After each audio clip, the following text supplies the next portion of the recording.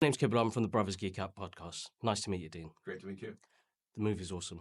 Thank you. I had a great experience, and seeing it in my 20s to seeing how it's transcended to me in my 40s, it's a great experience that I'll be able to share with my kids now. Good. That was the hope.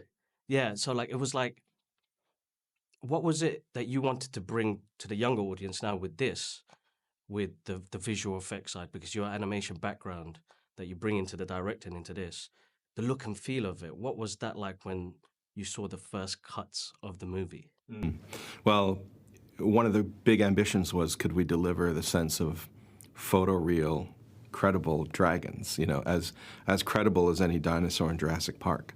Yes. So there's something about animation that allows you to lean into caricature and exaggeration and fantasy, but here we had to make it feel very believable so that when we have our live actors on screen, the dragons feel as real as they do. And so that was the real challenge, but I thought if we can really deliver it, it's going to up the kind of wish fulfillment of having a dragon of your own. Definitely. There is you bring some scenes from the original into this one, and the technicality behind bringing it into live action with the flying scenes. What was that like for you, seeing that happening on set, to thinking, how is this going to turn out once we add the visual effects into there? Yeah, for much of the film, we built sets and we had Vikings in costume, and so you got a sense of what those scenes were going to be. You didn't have to use much imagination, but when it came to the flying, that was really stripped down because we needed bits and pieces from different from sort of different disciplines of the movie.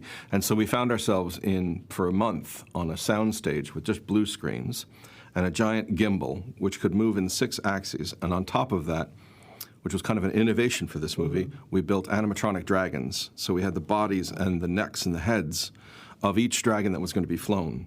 So for Toothless, we would have the Toothless sitting on top, about 3 meters tall, with a saddle on him, and Mason sat in it.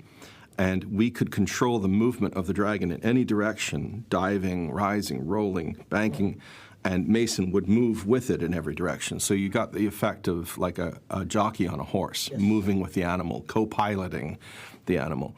And that then had to be extracted, just the Mason part of it, and married with our visual effects, and then put into, oftentimes, a completely CGI world that looked as photographic as the aerial photography that we did around the Faroe Islands or Iceland.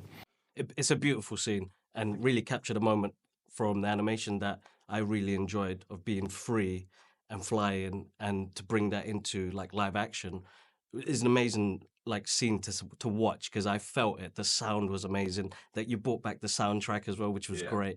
Like it for me, it was like a total geek out moment as an artist myself when I'm drawing on 2D piece of paper to seeing it become 3D animation, then into visual effects.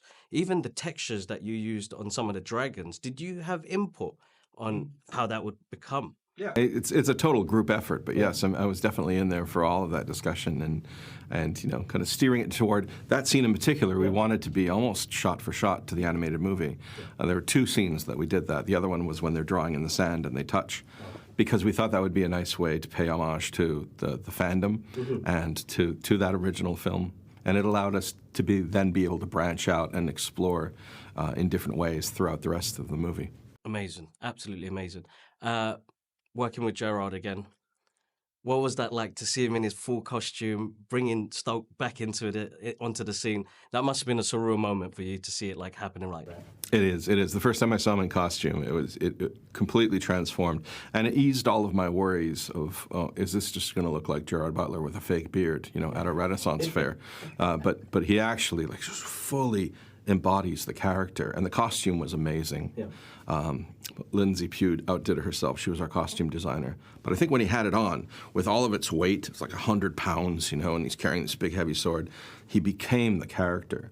And Gerard is just, especially with this character, he's always taken it very, very seriously, and so he commits completely. And you get that energy on set. Every other actor feeds off of it. That's amazing, amazing. Great movie. Can't wait to watch it again and take my kids as well. So thank you so much for bringing this to live action. Thank you very much.